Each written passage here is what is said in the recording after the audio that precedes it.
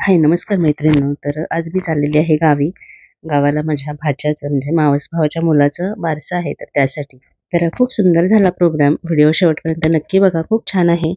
तर आता जातानाची आपली तयारी असतेच की घर सगळं व्यवस्थित ठेवायचं, तर त्याचप्रमाणे मी आता सगळं ठेवलंय आणि जाताना चेक केलं की काय काय घ्यायचं राहिलं. तर आता ॲज अ यूट्यूबर जेव्हापासून मी यूट्यूब सुरू केलंय तेव्हापासून, आणि त्यासाठी मोठी पर्स ही हवीच असते. तर ही लॅव्हीची पर्स आहे, जवळजवळ 3-4 वर्ष झाली, खूप चांगली आहे आणि तिला एवढे कप्पे आहेत ना की माझं सगळं सामान त्याच्यामध्ये बसतं. म्हणजे मला दुसरं काही घ्यायची गरजच लागत नाही, एवढी मोठी आहे. असे वेगवेगळे कप्पे आहेत, त्यामुळे वेगवेगळे कप्पे असले ना की आपल्याला वस्तू अशा व्यवस्थित अरेंज करून ठेवता येतात. तर आता कुठे जायचं म्हटलं की सेल्फी स्टिक ही घ्यावीच लागते, तर ती सुद्धा ह्याच्यामध्ये बसते. चला तर आता निघतीये. तर जाता जाता तुम्हाला ना जो कराड चिपळूण रोड आहे, म्हणजे तुम्हाला बऱ्याच जणींना आवडतो तो प्रवास बघायला, कारण निसर्ग बघायला खूप छान वाटतो. तर चला. तर गावाला जाताना घाट लागतो आणि खूप मोठा आहे तो घाट. तिथलं मी शूट केलं नाही, कारण आज मला खूप त्रास होत होता, घाटात खूप गरगरत होतं. आणि पुढे आल्यानंतर म्हणजे घाटातून पुढे आल्यानंतर मात्र कोयना नदीच्या अगदी बाजूनेच हा रस्ता जातो, त्यामुळे खूप छान वाटतं. आणि तिथंच पुढे हे स्ट्रॉबेरीचं शेत होतं. काही थांबलो नाही, कारण ऑलरेडी उशीर झालेला. आणि रोड कसा आहे बघा, खूपच खराब रोड आहे. आता तरी काम तरी चालू केलंय, नाहीतर एवढी वर्ष खराबच होता रोड.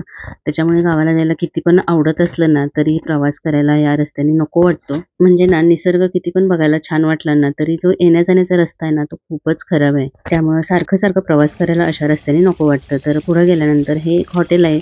मी मागच्या एका व्हिडिओमध्ये सुद्धा तुमच्या शेअर केलेलं. तर खूप सुंदर बुद्धाची मूर्ती आहे आणि बघूनच एवढं मन शांत प्रसन्न झालं आणि प्रवासाचा कंटाळा पण निघून गेला. तर हे जे हॉटेल आहे ते मागे मी तुमच्या शेअर केलं की इथं बांबूपासून बनवलेल्या वस्तू मिळतात. खरं तर चहासाठी थांबलेलो, पण बघायच्या असतात या वस्तू, तर तुम्हाला दाखवते.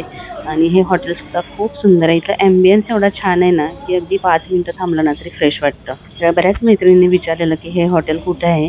तर कराड चिपळूण रोडवरती ना कोयनेच्या जवळ हे हॉटेल आहे आणि तिथं ह्या बांबूपासून बनवलेल्या वस्तू मिळतात.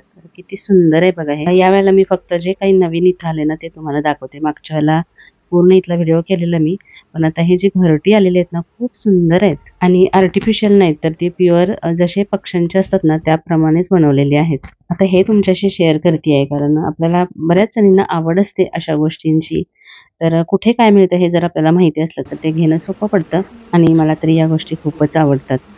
तर आता पोहोचलेलो आहोत गावाला आणि गावाला आल्यावर खरंच खूप छान वाटतं, कारण घाटावरती आणि कोकणामध्ये थोडं 2 वेगवेगळे रिजन आहेत, त्याच्यामुळे लगेचच वातावरणामध्ये सुद्धा खूप फरक जाणवतो. आणि त्याआधी ना तुम्हाला एक गोष्ट दाखवते. म्हणजे बाळासाठी ड्रेस घ्यायला गेलेले येताच, तर तिथं बाजूला साड्यांचं सुद्धा दुकान आहे. तर मी बऱ्याच वेळेला माझ्या साड्या त्या या दुकानातून घेते आणि बऱ्याच दिवसात काही साडी खरेदी झाली नव्हती आणि मला एक ऑर्गेन्झामध्ये साडी घ्यायची होती. तर म्हटलं चला इथं पटकन बघूयात. आणि हे नेहमीचं ठिकाण आहे, त्याच्यामुळे भरपूर व्हरायटी दाखवतात आणि रेटसुद्धा खूप रिझनेबल असतात. मागच्या वेळेला जो मी गाऊन मी कुठून घेते हा जो व्हिडिओ शेअर केलेला तेच हे दुकान आहे.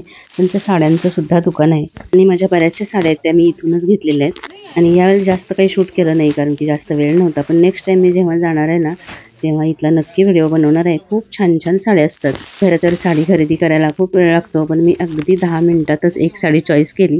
ती कुठली तर आता तुम्हाला पुढे समजेलच. तर घरी येईपर्यंत ना खूप वेळ झाला, 8:30 वाजले रात्रीचे. त्याच्यानंतर हे दुसऱ्या दिवशीचं आहे. तर मी आता निघालेली आहे बारशाच्या प्रोग्रामसाठी. तर ही ती साडी आहे जी मी तिथून घेतली काल.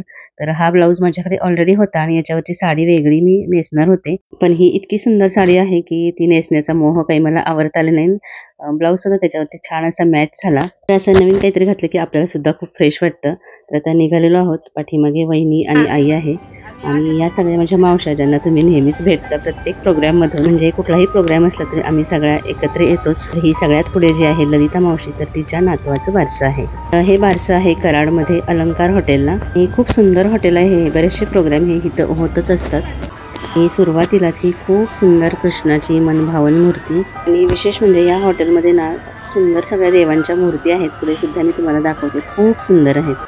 तर बारशाची थीम खूप छान होती. आता हे कटआउट्स जे लावलेले आहेत त्याच्यावरून तुम्हाला समजतच असेल की शंभू शंकरांचं सगळीकडे पोस्टर लावलेले आहेत. तर ते का, तर बाळाचं नाव सुद्धा देवाच्या या नावावरूनच ठेवलेलं आहे. आणि बाळाचे पप्पा म्हणजे माझा भाऊ शुभम आहे, तो शंभू शंकरांचा खूप मोठा भक्त आहे आणि म्हणूनच बाळाचं नाव सुद्धा त्याला साजेसच ठेवलेलं आहे. कारण बाळाचे जे आपण नाव ठेवतो ना ते सुद्धा परमेश्वराच्या एका शक्तीला मारलेली ती हाक असते. आणि बाळावर होणारा पहिला संस्कार म्हणजे नामकरण सोहळा असतो ना. ह्या हॉटेलमध्येच गणपतीची इतकी सुंदर मूर्ती आहे ना, मी जेव्हा पण इथं जाते ना तर इथं जातेच आणि विठ्ठल रखुमाईची तर खूप सुंदर आणि आज तर खूप छान सजवलेलं विठ्ठल रखुमाईला हॉटेल्समध्ये असं हे क्वचितच बघायला मिळतं की इतक्या सुंदर सुंदर अशा देवांच्या मूर्ती असतात आणि इथं त्या आहेत. त्यामुळेच तर मला सुद्धा हे हॉटेल खूप आवडतं.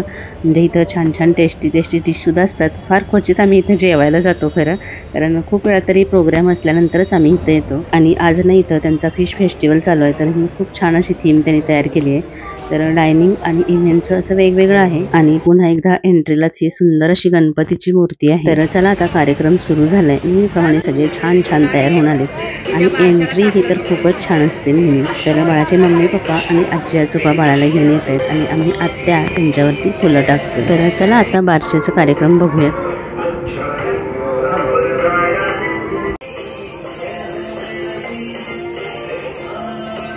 आणि या आम्ही सगळ्या बाळाच्या आत्या.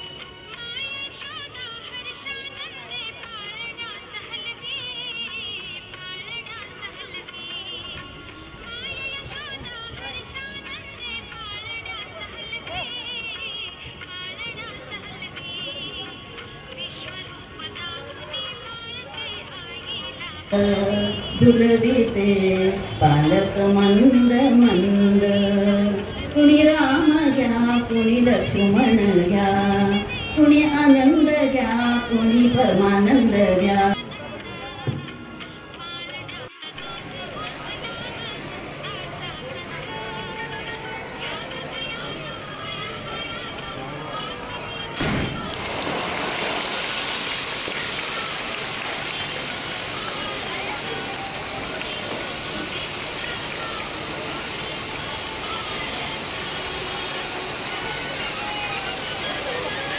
आणि अशा रीतीने हा बारशाचा सुंदर असा प्रोग्राम झाला आणि आम्ही आता परत यायला निघालेलो आहोत चिपळूणला. तर आजचा व्हिडिओ कसा वाटला हे मला नक्की कमेंट करून सांगा आणि आता जाता जाता व्हिडिओला लाईक करायला अजिबात विसरू नका. आणि अजून तुम्ही आपल्या चॅनलला सबस्क्राईब केलं नसेल तर प्लीज सबस्क्राईब करा. पुन्हा भेटूया अशाच एखाद्या छानशा व्हिडिओसह. तोपर्यंत खुश राहा, आनंदी राहा.